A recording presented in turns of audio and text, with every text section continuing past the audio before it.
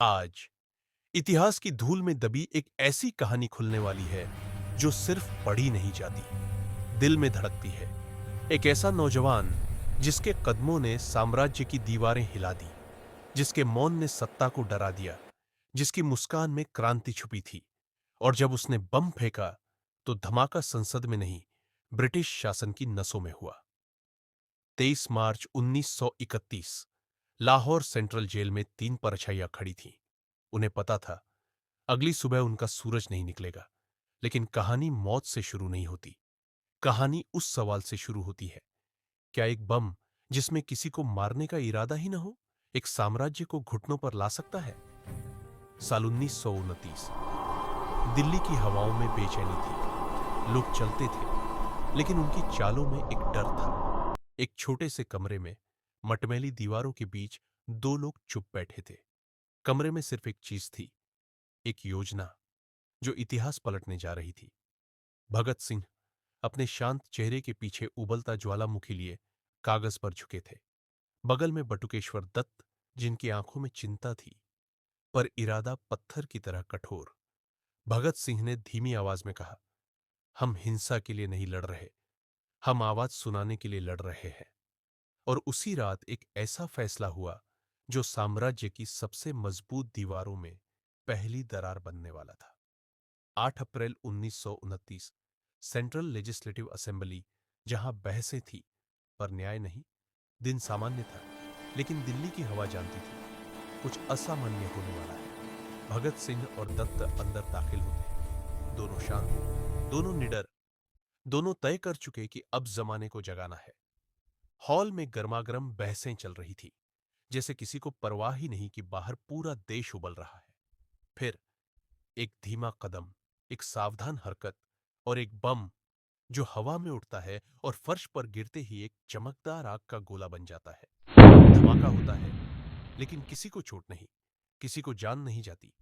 धुएं के बीच भगत सिंह की गूंज उठती है, इनकलाब जिंदाबाद। यह नारा उस दिन सिर्फ एक शब्द नहीं था, एक चेतावनी थी, एक दस्तक थी जो साम्राज्य के बंद दरवाजों पर पहली बार पड़ी थी। धुआं छूटता है, हॉल में अफसर भागते हैं, सिपाही चिल्लाते हैं, पर भगत सिंह अपनी जगह स्थिर खड़े रहते हैं। न भागते हैं, न छिपते हैं, बस अपनी कलाई आगे कर देते हैं, जैसे कह रहे हो, लो पकड़ लो हमें, सवाल हम फिर भी पूछेंगे। दत्त उनके बगल में वही कर रहे थे। सिपाही हैरान थे, ऐसा अपराधी भागता नहीं, डरता नहीं, मुस्कुराता है। ये मुस्कान ब्रिटिश शासन का पहला डर बन गई। लाहौर जेल के अंधेरे में, जहां दीवारें भी रोती थी, भगत सिंह अकेले बैठे थे। उनके सामने कागज, हाथ में कलम। वे लिख रहे थे अपने इरादों की व्याख्या, अपने विचारों की आग, अपने कदमों का कारण। हम चाहते थे कि बाहरी सरकार हमारी आवाज सुने, और जब कानों से सुनना बंद हो जाए तो आंखों से सुनना पड़े। उनकी हर पंक्ति एक हथियार थी, हर शब्द एक तीर था। ब्रिटिश सरकार हैरान थी, यह आदमी मौत से क्यों नहीं डरता, ये अदालत में बहस क्यों नहीं करता, ये कागज पर बारूद क्यों भरता है। अदालत भरी हुई थी, हर चेहरा इंतजार कर रहा था। जज ने पूछा, क्या आप अपराध स्वीकार करते हैं? भगत सिंह ने सिर उठाकर कहा, हमने बम फेंका, लेकिन किसी को मारने के लिए नहीं। हमारा उद्देश्य दमन को उजागर करना था। यह जवाब अदालत में फटते हुए दूसरे बम जैसा था। भीड़ सन्न, अफसर गुस्से में, और भगत सिंह बिल्कुल शांत। हर सुनवाई एक खेल थी, पर सरकार पहले ही अंतिम चाल खेल चुकी थी। रात के अंधेरे में एक कमरे में तीन ब्रिटिश अधिकारी बैठे थे, फाइलें खोलकर, कागजों पर झुककर, धीमी आवाज में बोलते हुए, अगर इन्हें छोड़ दिया तो पूरा भारत जल उठेगा, अगर सजा दे दी तो ये शहीद बन जाएंगे। हमें क्या चाहिए? कुछ सेकंड की खामोशी, और फिर एक वाक्य, खत्म कर दो इन्हें। फैसला हो गया था, अदालत के बाहर, कानून के बिना, बस सत्ता के डर से। 23 मार्च 1931 लाहौर सेंट्रल जेल मौन थी। भगत सिंह किताब पढ़ रहे थे, अपनी आखिरी किताब।